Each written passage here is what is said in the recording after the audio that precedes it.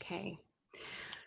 Welcome everyone this evening. I'm really grateful to see all of your faces and know that you all took the time to gather together here. And this is a very unique way of being in church together. My name is Phoebe Morad, if we haven't met before, and I'm Director of Lutherans Restoring Creation. And I welcome you to this space. And I'm really grateful that we get to learn some good news tonight. And I just want to hold everybody gingerly today, as you're going to be getting a lot of technical information, and we've all been taking in a lot of really difficult news over the last few weeks, and again today. And I'm just grateful to see you all and be bolstered by seeing each other's faces. And I wanted to lift up a Joan Baez quote that one of our speakers always has on her signature lately, and I think we need it going into this meeting, and that is, action is the antidote to despair. So as we absorb a lot of information tonight, and it might seem very technical compared to all of the really big grief we're all holding, I want you to keep that in mind, that we all have work to do, and this is our way of praying in action. So I really want to thank our speakers tonight for having the energy and mental capacity for speaking and sharing with us tonight. As you're all still coming on, I'd love to know where you're all coming in from. So recognize again that you can use the chat to say where you're calling in, zooming in from. If you can also add to your name where you're calling in from, if you know the Native people that currently or ancestrally have taken care of the land that you're on, please add that as well. And while you're doing that, also know that if you think of a question as these speakers are going on, if you wanted to start your question in the chat field with a Q, so we know it's a question and I can easily go back to it. Some of you have already done that in the registration form, but I bet more questions will come up. That tends to happen. So without further ado, I would like to share and introduce you to two strong leaders in our church. If you haven't already met them, Kate Hale Wilson and Leslie Sand are both the action leaders. Sorry, they're Citizens Climate Lobby Lutheran Action Team. That's a lot. That's a lot of words you guys have in there. And you also lead regional groups where you are respectively in Leslie's in Decorah, Iowa, and Kate's in Wisconsin, and also sometimes in Vermont. And I want to welcome you to this space, and thank you so much for sharing your ministry and your constant work and efforts where you are, and hopefully you'll see them emerge like we're seeing bulbs emerge throughout the spring. You've laid groundwork that has been an undercurrent for a long time, and it is finally really emerging, and I'm seeing a lot of blossoms happening. So thank you for joining us. I'm going to hand it over to you, Kate. All right. Thank you, Phoebe, for that gracious introduction on a difficult night. And I am going to start by sharing my screen. And can everybody see that? Yeah. Yep. Okay. Hang on. And start. I'm getting distracted by all the people entering the waiting room that's popping up on my screen. All right, so I'm the first of three presenters tonight, and I'm going to just talk about sort of the basics about who Citizens Climate Lobby is and how we operate, and nothing too technical in that. And so responding to the climate challenge, and I like to think of this as caring for creation with carbon fee and dividend.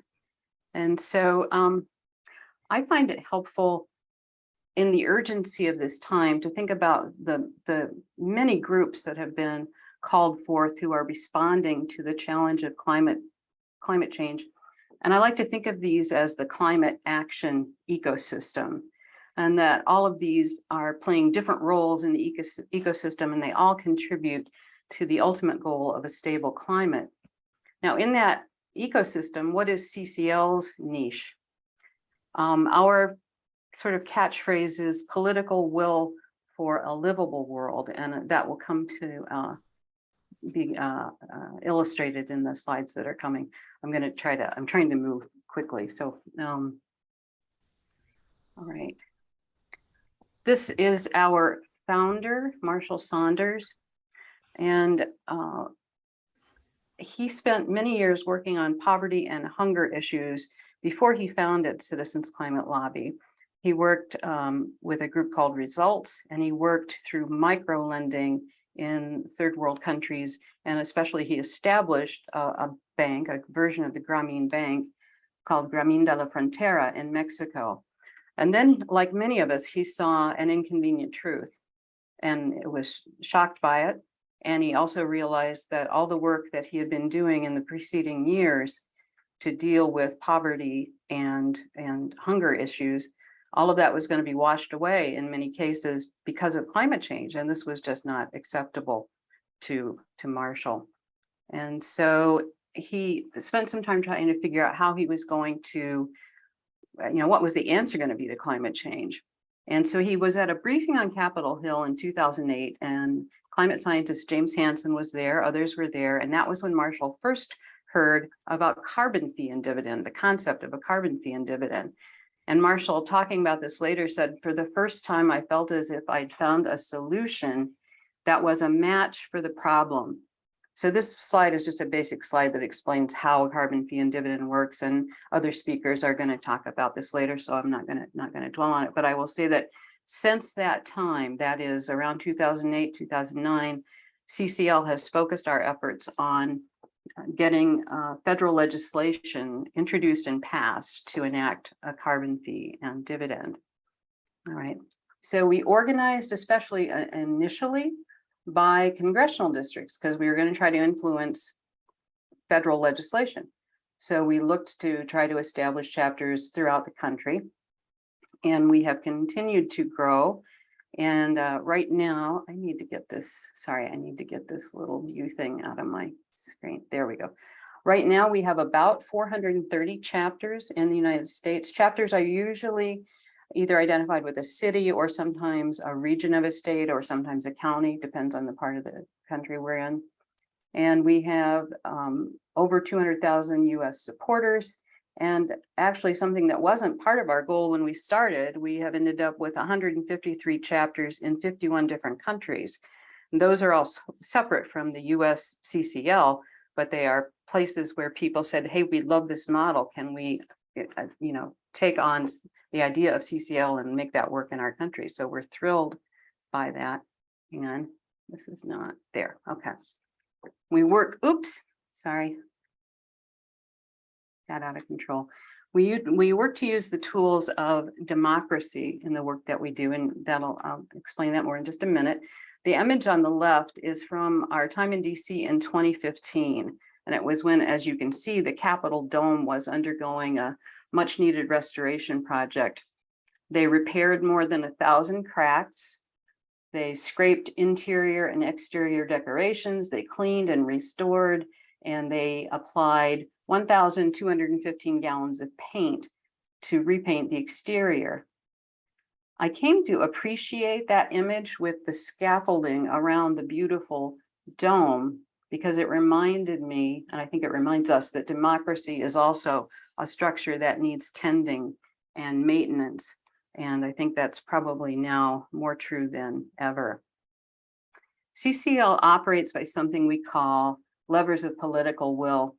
And you may know that Archimedes famously said, if you give me a lever and a place to stand, I can move the world. So when we talk about levers of political will, we mean we will use those to move the world toward a more stable climate. So across the country, those CCL chapters organize their work around the 5 core activities you see on the left: grassroots outreach, media, and lobbying, to guide and ensure our work is effective. All right, grassroots outreach really quickly. We seek support from local business or community leaders, including elected officials. Here in Wisconsin, we've gotten 22 resolutions either supporting the general idea of climate legislation or a carbon fee and dividend, or specifically supporting our bills passed. And there are similar efforts all throughout the country. I just I'm from Wisconsin. I'm leading the Eau Claire chapter. So that's the viewable thing that I have for you. We also do grassroots outreach. So we table at local events, universities, schools, churches. We do film screenings, we do presentations, we field panel discussions. So anything we can do to get the word out at the level of the community and engage people. We work with the media. Of course, the press is a key part of a democracy. And we train citizens how to engage with the media through writing letters or op-eds, and where possible, getting radio or TV opportunities. Okay. We lobby. That's probably the main thing we do. Citizens Climate Lobby. We lobby by writing and calling our members of Congress. You can see the figures there for 2021. We also lobby by meeting with members of Congress. We meet in district office when they're back home in the district rather than in DC. In the last 2 years, we've participated in a lot of virtual lobby meetings, which has actually opened up a lot of opportunities for people that wouldn't have been able to go to DC. And we meet with them in DC. Again, we hadn't for the past 2 years. This spring, for the first time, we're going back to our June conference, and there may actually be some in-person lobbying in DC this year. Through all of this work at the chapter level, again, remember that's all those chapters on the map scattered across the country. We get a lot of support from the national organization. And without that support, as a volunteer, I can tell you, we would not be able to do what we're doing.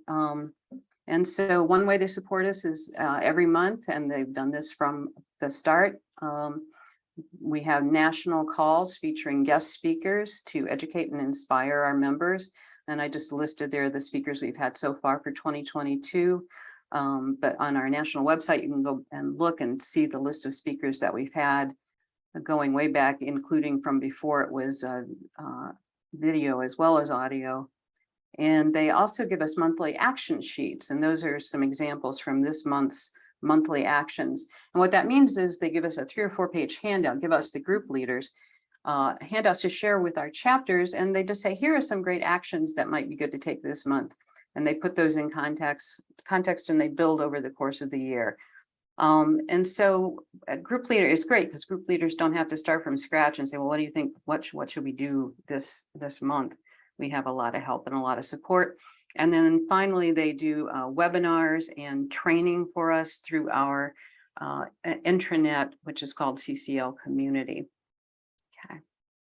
The action teams are something that were not part of the original model, but like some of the best things at CCL, action teams arose out of volunteer interest and enthusiasm.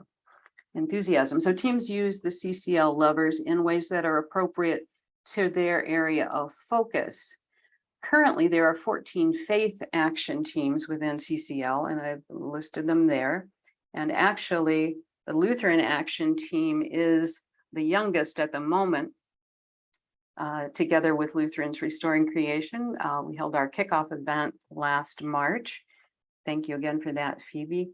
And a little bit later, I'll put in the chat links to the recording from that if people are interested. The other action teams that we field organize around topics or areas of focus. And these are just a few. We have actually over 50 action teams, not counting those faith teams you just saw. So, and they work in their area of interest. So we have a lot of health professionals, doctors, nurses, other people in the health field, those interested in agriculture, farmers, and those who work in the agribusiness.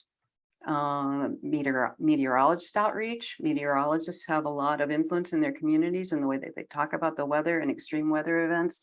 So, and again, these are just a few examples. And I want to say a special thanks to Debbie Chang of the Climate and Environmental Justice Team for being on the call, supporting us tonight. And also to, as you see, the Economics Policy Network there on the left, to Jonathan Marshall of that network, who is up next.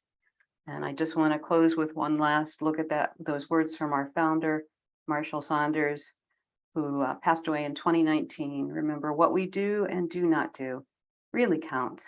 So thank you. Jonathan? You're muted, Jonathan. Thank you very much. Let me share my screen here.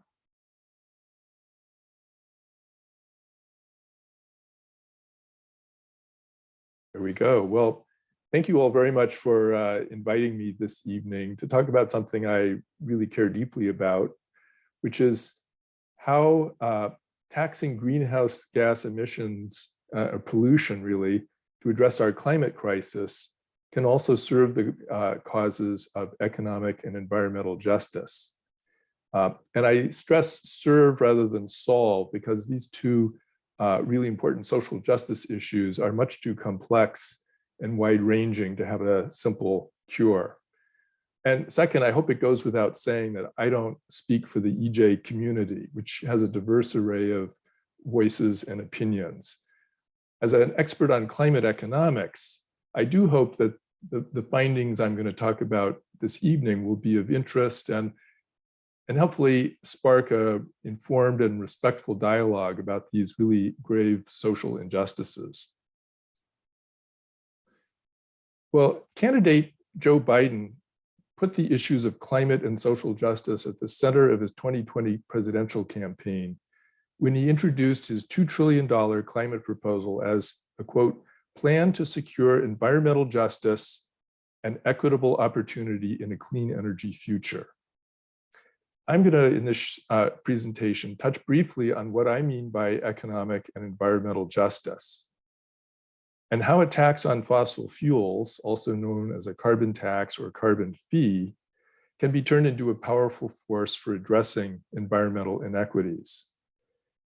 And finally, I'll also show how a policy of returning the revenue from a carbon tax to all Americans in the form of an equal dividend check can have a surprisingly positive impact on economic inequities in our society. The issues of economic and environmental justice are closely related, but they're also distinct. Economic justice means reducing income and wealth gaps to create more opportunities for disadvantaged groups. And environmental justice means, among other things, ending the unfair concentration of air and water pollution in disadvantaged communities. These are very short definitions. There's a lot more to it, but that's where we'll start. Keeping these two social justice issues in mind, I propose that climate policy should satisfy at least three conditions. First, any climate bill must act fast and effectively. We must never forget that the ravages of climate disruption fall most on those who can least afford to adapt to extreme heat, wildfires, storms, and rising sea levels. And as a recent EPA report showed, if you can see it on the right of your screen behind people's images, many of these problems fall most heavily on minority groups, according to an EPA report, and as we'll see, also on the poor. Well, let's first take a brief look at, I'm sorry, let me just mention these other two propositions. Secondly, any climate bill must address all sources of fossil fuel pollution, which cause many of the health and other problems that the environmental justice movement rightly targets. And last but not least, the costs of any climate policy shouldn't be imposed on individuals and families who are already struggling in today's difficult economy. Too many costly climate policies ignore this proposition. Well, let's start by taking a little closer look at economic justice. As many of you know, the growth of income inequality in the United States is virtually without parallel in the developed world. Today, the top 10th of Americans earn nearly half of all income, and the gap for wealth is even more extreme. The result of all this isn't just inequality, but terrible deprivation. A 2018 United Nations study reported that 40 million Americans live in poverty, 18.5 million in extreme poverty, and 5.3 million live in what they were called basically third world conditions of absolute poverty. And as all of you know, poverty in this country is closely linked to race and ethnic background. 3 times as many African Americans relative to population live in poverty compared to white Americans. And these inequities also help account for the fact that the average life expectancy of Black Americans is nearly 6 years less than for white Americans, putting them just a little above the likes of Pakistan and Laos for life expectancy. Now let's turn briefly to the other kind of EJ, environmental justice. Just as the burden of poverty is unequally distributed, so are air and water pollution. This typical chart shows that deadly fine particulates affect communities of color much more than white communities. EPA also reports that poor Americans are exposed to 1.4 times or 40% more particulates, which cause severe health problems than average. Fossil fuel pollution isn't merely unpleasant, it kills. According to one study, fine particulate pollution from burning fossil fuels accounts for 13% of deaths in the United States among people aged 14 and over. Well, these same fossil fuels, of course, disrupt the climate with their emissions of greenhouse gases. The cost of major climate disasters is growing at a staggering rate, topping $145 billion last year.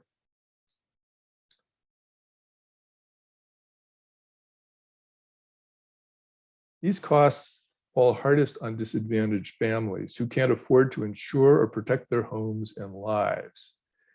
This chart from a University of Chicago study shows that if global warming is unchecked, by the year 2080, the effects on the poorest counties, which are shown on the far left, will be rather severe in terms of their impact on county income levels.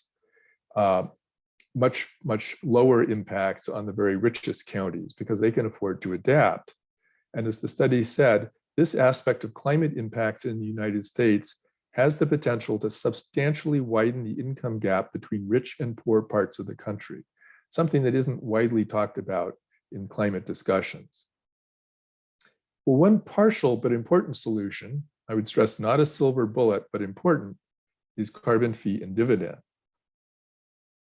And here you've seen this chart, and I'll talk a bit more about it. Basically, the policy would impose an excise tax on fossil fuels, raising their price to discourage the consumption of dirty energy and encourage the use of cleaner technologies. The revenues from this tax, a national tax, would be returned in equal shares to every American. This dividend check would give them the financial cushion they need to make the transition to a low-carbon world. Led by Janet Yellen, who, as you know, is now US Treasury Secretary, more than 3,600 economists signed a statement declaring that a steadily rising tax on fossil fuels is, quote, the most cost-effective lever to reduce carbon emissions at the scale and speed that is necessary. They also endorsed returning the revenue to people in the form of a regular dividend.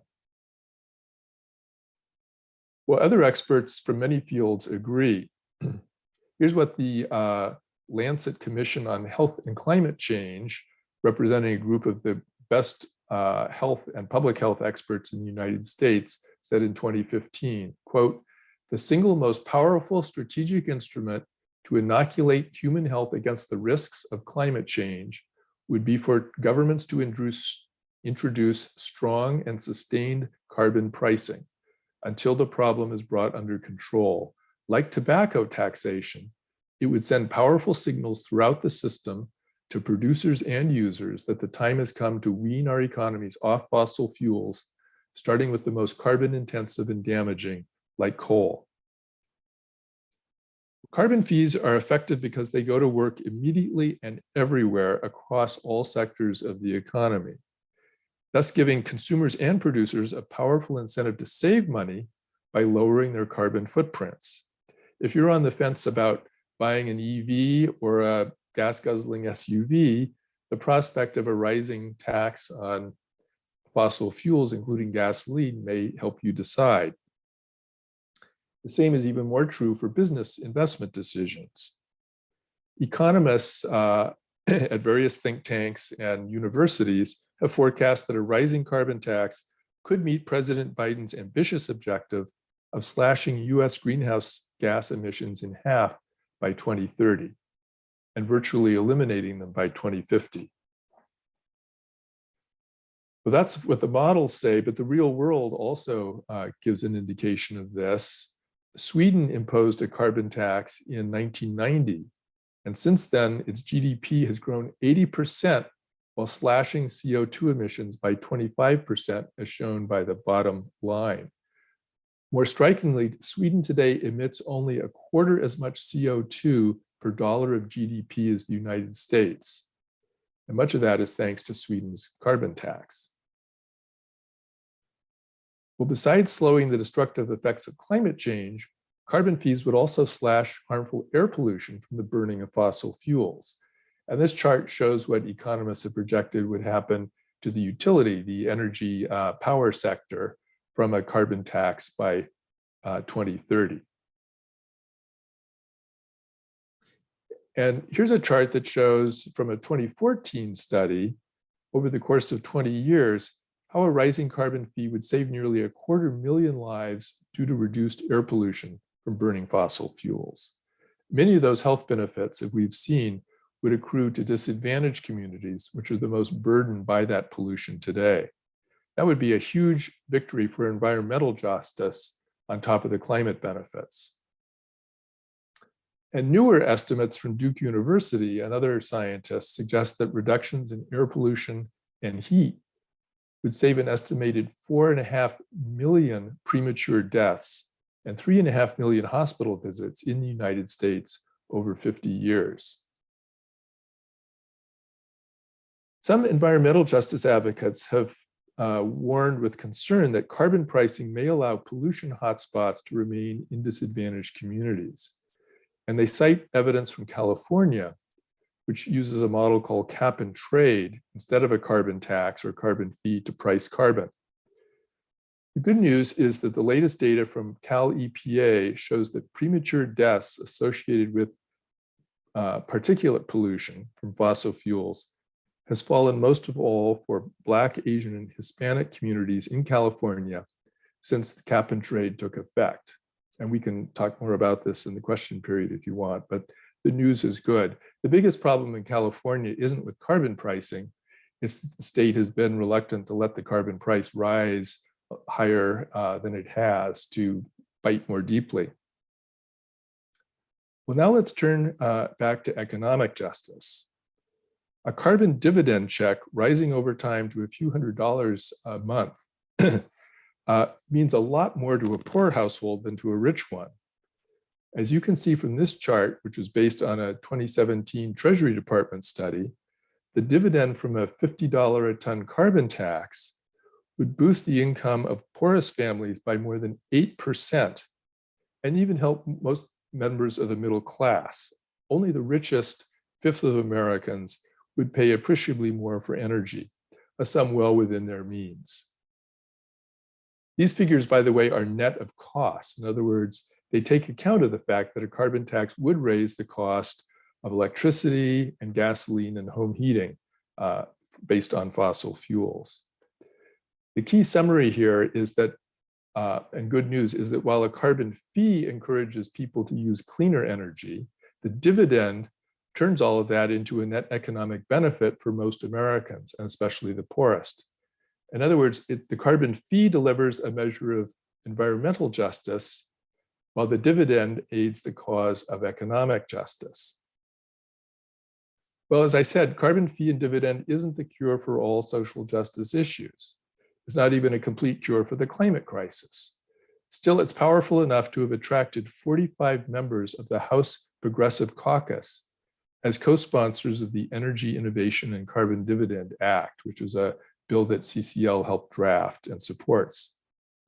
Here are a number of a sample. I picked some from the Midwest, thinking that some of you might be from that part of the country, as examples of some of the co-sponsors of this important legislation. Well, I'm going to end there and thank you all for your time. I hope this has given you at least a taste of how we can address the climate crisis and in the same time, at least go partway towards addressing some of the urgent needs raised by social justice advocates about economic and environmental justice. And I'd be happy later to take your questions. Thank you.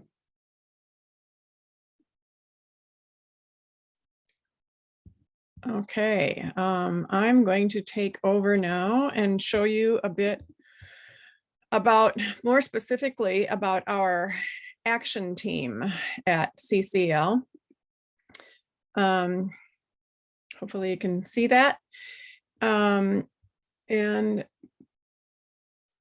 so this is the homepage of our Lutheran Action Team in the CCL intranet, like Kate referred to. So once you've joined CCL, then you can join the Lutheran Action Team, and there's no dues, there's no fees, just come and help us out. We have 41 members now, and our members are spread out across the US from Washington State to Florida. So we're happy about that and hoping to add more geographic representation. We meet monthly on the first Monday of the month, and we've had various speakers about environmental justice. We had Janice Hawley, who was the ELCA, one of the ELCA creation care coaches. She spoke to us one month, and some months we've just had basic problem solving about the work that we're doing and trying to get resolutions passed. So I want to give you a little bit of history of, oh, and this is not, wait a minute, here we go, hopefully. There we go. History about carbon fee and dividend resolutions that led to the creation of our action team and what we've done in the year plus that we've been going, and tell you a little bit more about where we want to go.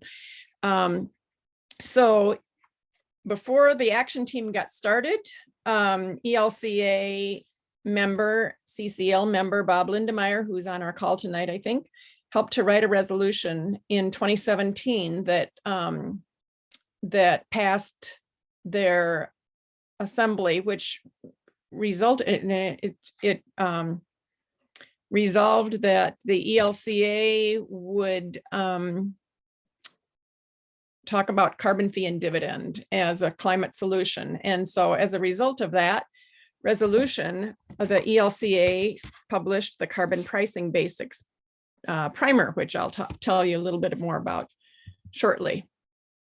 And then they followed that up in 2019 at Churchwide Assembly. They passed a similar memorial on to the ELCA. So kudos to the South Central Synod of Wisconsin. They were I look at them as the ones that kind of got this going, because the Carbon Pricing Basics primer was then, and I've got the links for that, and our action team has all these resources available too. But let's see, it was published in October of 19, and about a year after that, Jim Martin Schramm, who is a CCL member, he's ordained ELCA pastor. He teaches Christian ethics at Luther College here in Decorah, and he's a Bonhoeffer scholar.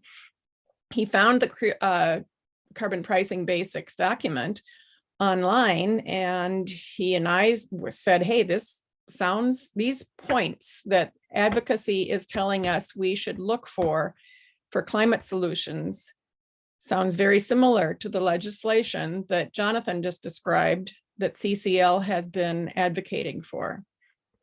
So we, together with a couple other people, Jamie McCoy of Iowa City and Howard White of Northfield, Minnesota, put our heads together and started the Lutheran Action Team at CCL. And as Kate said, there were already like 12 or 13 faith action teams, and the ELCA didn't have one, wasn't represented. So we got on it.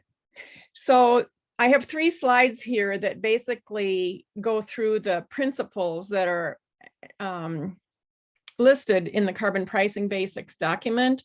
I'm not going to read them. They're long. We do have the links available, and I'll put all those into the chat later.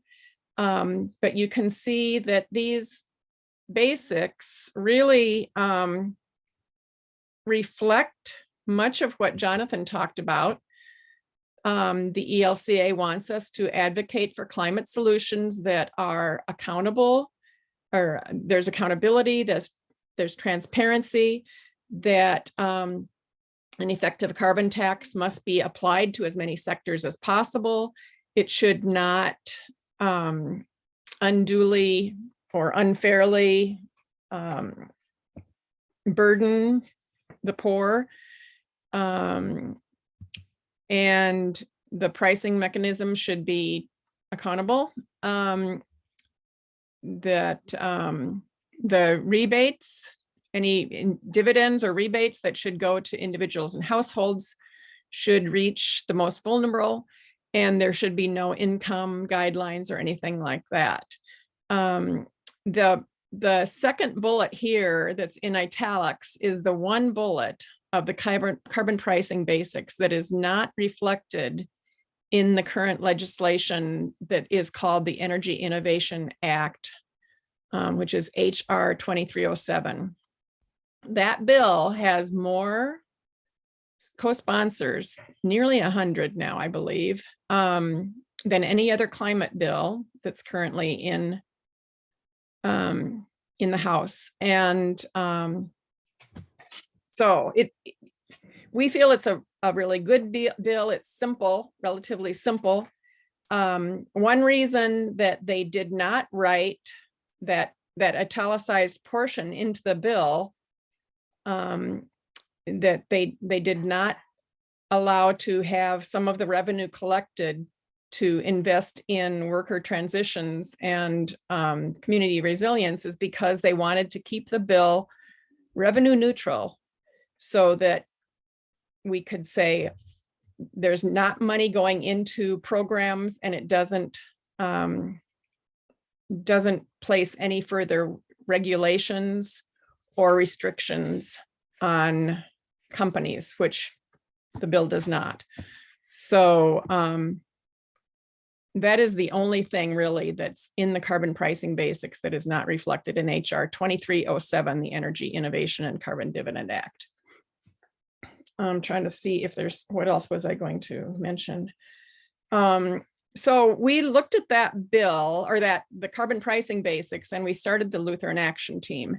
And so in April of 20, I believe, or February, something like that, the Northeast Iowa Synod that Jim Martin Schramm and I and Carol Tax on this call, several others, Jim Martin Schramm wrote a resolution that we sent on up. There were like probably 15 of us in Northeast Iowa that we just sent the document around via email. We got probably 15 people to sign it. It went on up to our Synod council, and then that went on up to the churchwide council also, and it was passed. And we are happy to say that the LRC Board of Directors endorsed the resolution also. So that was really awesome and helpful. And that resolution then became a template that in our action team, we then were able to spread that around. And this is where we're at now. You can see there are 11 synods that have either passed or written a memorial, and they're not sure where it's at.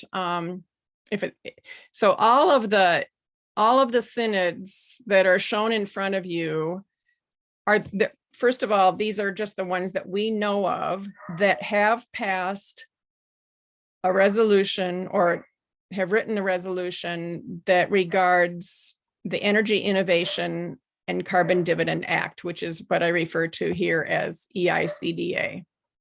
So all the memorials that have been passed or resolutions that have been passed regarding the just transition and the 50% emission reduction that we want the ELCA to adhere to. Those memorials are not listed here. But these are the memorials that our action team has worked on regarding a carbon fee and dividend policy. And so we feel pretty good about that. There's still a lot more to do. We want to get more synods represented on this list. And if anyone knows of any that I don't have listed here, please let us know. We would like to, there are still some synods that have not met, and I don't know whose those there are. For instance, Northeast Iowa Synod Assembly is coming up in June, and I'm sure there are other synods in June. So templates can be utilized and signed and sent to your assembly. Or we're talking too about how we might educate delegates to support this from the floor and bring resolutions up from the floor. So that's kind of where we're at. I did just hear from Krell Stringer from Northwest Minnesota Synod that their resolution did not get there in time to go to their Synod Assembly. So I'll probably take him off the list, but maybe they can bring theirs up from the floor. So we'll see. So that in a nutshell is really fast what we've been doing. And I hope you have lots of questions. Here is all of our emails. Debbie Chang is, I don't know that she got introduced, but she's been doing the chat, and she is part of the Climate and Environmental Justice Action Team. And so we'd love to have you join us. But if you can't join us for some reason, Take Action Now is at the bottom of your screen. And if you write down or take a picture of this screen, so you'll have our emails and how to join, cclusa.org/MCC gets you to the monthly calling campaign that CCL sponsors. And that gives you a monthly reminder via text or email, whichever you prefer, to call your elected officials in DC. So that's what this is all about: lobbying, citizens lobbying for our climate. So with that, I am going to stop my sharing and we'll take Q&A, I think. Is that where we're at? Yes, yes. Well, I did want to introduce and let Debbie say hello. And first off, I want to welcome you to any and all meetings that we have, because she's an incredible, knowledgeable person of Zoom. I would love you as a Zoom partner any day. So thank you so much, Debbie Chan, for being here and very knowledgeable, already answering a lot of people's questions and insights. Would you like to say anything else, Debbie? Hi. Sure. Thank you all so much for having us and letting us join. I think I want to follow up with what Leslie just said, which was talking about getting actions within your own synods. And I saw that earlier Janet had asked about how do we influence our government leaders? And this is one way you can do it, because when we go to these lobby meetings, and we go every year, twice, sometimes 4 times, if the elected official happens to be Lutheran or even Christian, honestly, we might ask a member of the Lutheran Action Team to join the lobby team to speak about their faith and why climate policy is important to you from that perspective.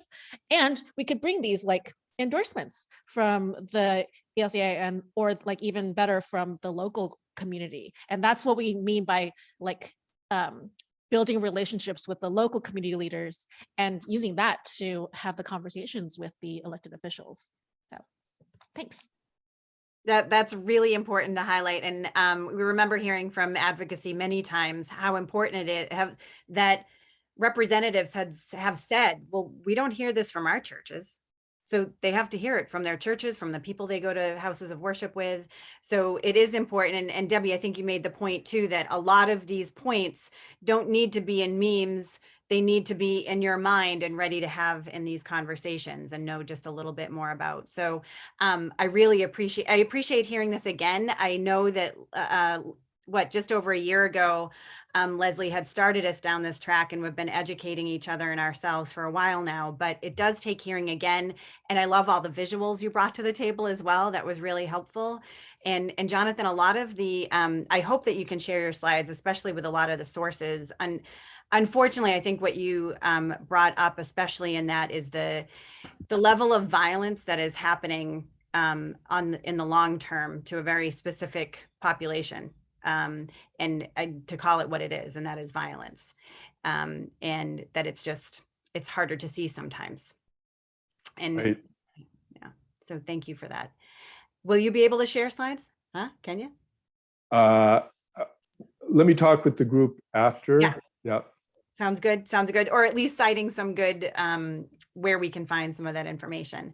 I actually have a report for CCL, which is publicly available. And so if I can share the link with, maybe I can share it in the chat before we're done here. Thank you. Thank Go you.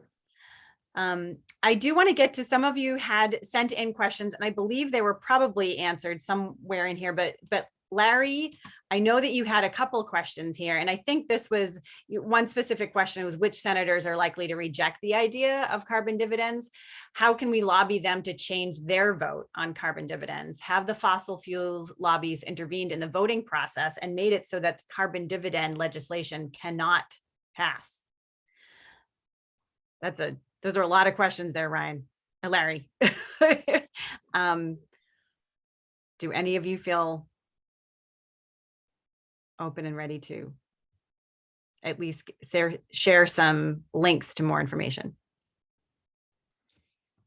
Well, I will say, and I'll give kudos to Kate because she pointed this out to me. CCL does a really good job of updating us all along about what's going on the Hill.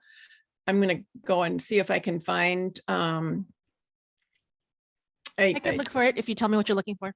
well, the recent 2022 legislative plan, I guess. And I don't know, they probably can't access it if they're not members, but basically what CCL is now saying, we've got staff on the ground in DC, and they're awesome, just awesome. And they give us periodic updates.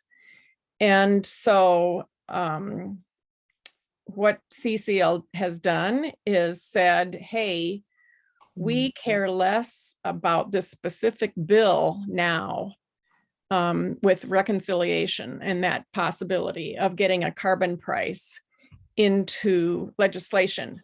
So CCL is saying, when we call our Congress people, we want to ask for a carbon price because that is the fastest, most effective way to drive down emissions. And we will see results within 9 months. Studies have shown us that. So that's huge. That's a lot of health issues that would be cleared up with that. So CCL is saying we want to lobby for a carbon price. We want dividends to go back to the poorest,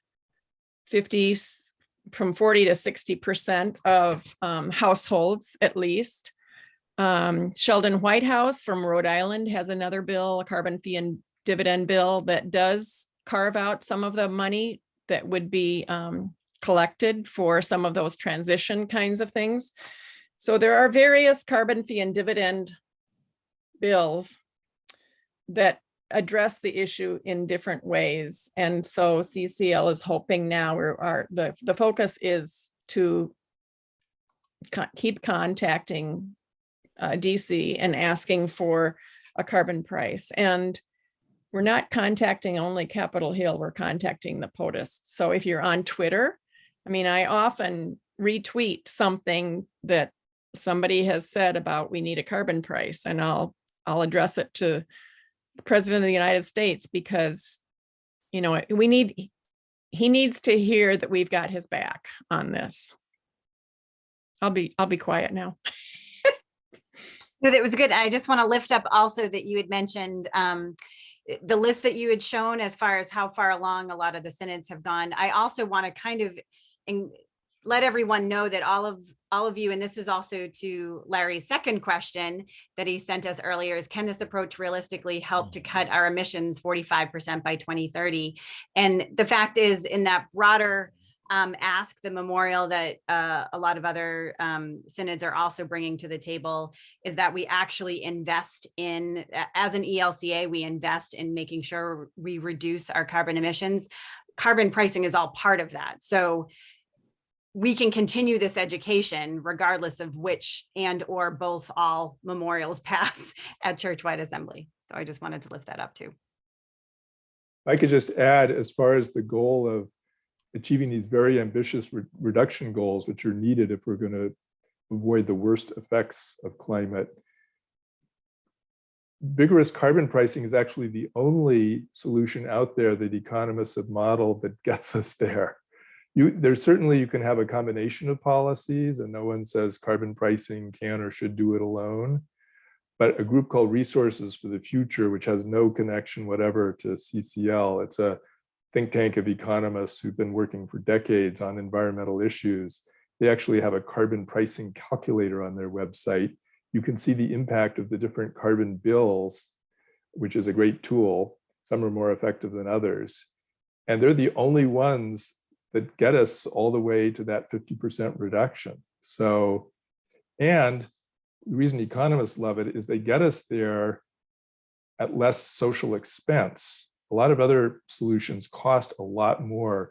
What a carbon price does is it unlocks the ingenuity of every American to find a solution and lower their carbon footprint, as opposed to waiting for someone to draft regulations to tell you what to do, which may or may not suit your particular position. So it works faster and is less costly to achieve the results we all want. That's a great retort to the idea that are we asking government to take care of everything? And you just answered that. It's very much an individual choice, handing it over. Thank you. As far as other questions that were sent in earlier, well, the really broad general one was how close is US Congress to getting a carbon fee and dividend passed from Carol. How close do you feel it is? I don't know. Is this like a fundraising chart where we does it depend on the day? I might say it is as fast as the political will can be created for it. And that is our responsibility as citizens, yours and mine. So the more we call, like the one we showed earlier, CCL USA MCC, the more we call, the more likely it is that we will move ourselves and move our elected officials. And I'll tell you, like, you know, for my personal chapter for DC, Washington, DC, we started the monthly calling campaign, and we had, at first it was a weekly campaign. We had 10 to 15 people regularly call each week. Now we've got like 60 odd people who are calling each month. And within a few months, we had made an impact, and our representative, like, you know, knew our name, knew the details of our policy. And she was, because I spoke with the staff assistant one day, I was chatting him up before a lobby meeting. I was like, how could people influence this representative? And he's like, oh, well, you know, attending her town halls and making phone calls, because every week at the end of the week, we tally up how many calls were made about X policy or, you know, Y issue. And the ones that get the most will be the ones that we talk about. And ours is consistently dripping with phone calls. And so they hear from us and they know. So call your congresspeople. And if you feel like a drop in the bucket, you just mentioned a whole bunch of drops. Yeah, turns into a wave. This project used to be called the Project Grand Canyon. That was the whole, like, the story behind the monthly calling campaigns. Like, many drops made the canyon, and it was made by water. Yep. Steady drumbeat. I've been talking to our Senate candidates before the primary about, and I've held this poster up at climate strikes and that kind of thing, telling people they're going to get money in their pocket. And when I tell the candidates about it, then I can say, you know, I'm concerned about climate. This is my big issue. This is what I'm going to vote on. And if you aren't supporting climate action and specifically carbon fee and dividend, you're not going to get my vote. And so they're getting an education about it before they're in office. And then, of course, if I see somebody that's already in office, I mean, I've driven over to the neighboring county to meet my representative. And since we live in red Iowa, we've not had a lot of movement, but I'm still one of those drops. And when you do meet with a representative, you mention your faith as well. Oh, yeah. Yeah. I mean, that's, you know, that's behind, I tell them it's my faith and my grandkids that is driving this. So. I want to just jump in for a minute, Phoebe, if I can. When we first started the team, one of the first things we did was to say, well, how many members of Congress are ELCA Lutherans? And it turns out there aren't really that many members of Congress. But if we look in the other direction, the ELCA is one of the largest Christian denominations in the United States, according to the ELC website, with about 3.3 million members. That's a lot of constituents. So my contention has been for a while now that rather than worrying so much about specific, maybe Lutheran members of Congress, it makes sense to activate the congregations throughout the country and to engage Lutherans to speak to their members of Congress who may be anything, you know. So join our ELCA action team and help us take that plan forward into 2022. Excellent. Thank you all so much. Thank you for the awesome questions.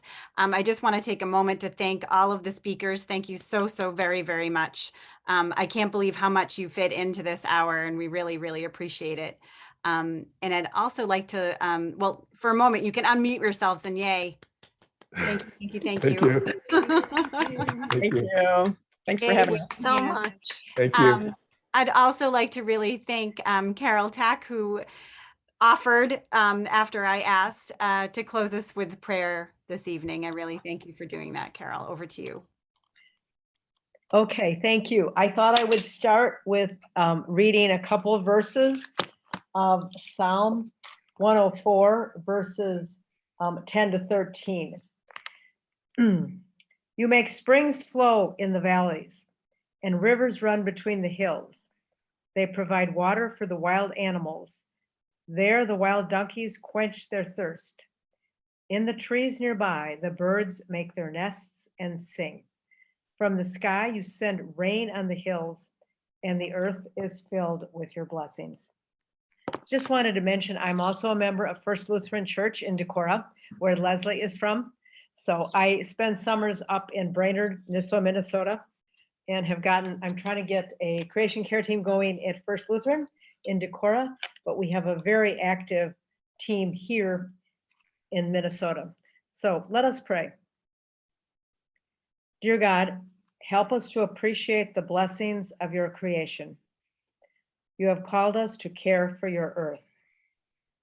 Give us knowledge, energy, and courage to work to restore your waters, air, and land. Thank you for these presenters who have helped us learn. Guide us in our work. In Jesus' name we pray. Amen. Thank you so much. Have a good night, everyone. Thank you so much. This will be recorded for anybody that you know that would like to find it. They will find it on our website, front page, by the end of the day tomorrow. I promise. Good night. Thanks, Phoebe. Right. Thank you. Thanks, Phoebe. Thank you.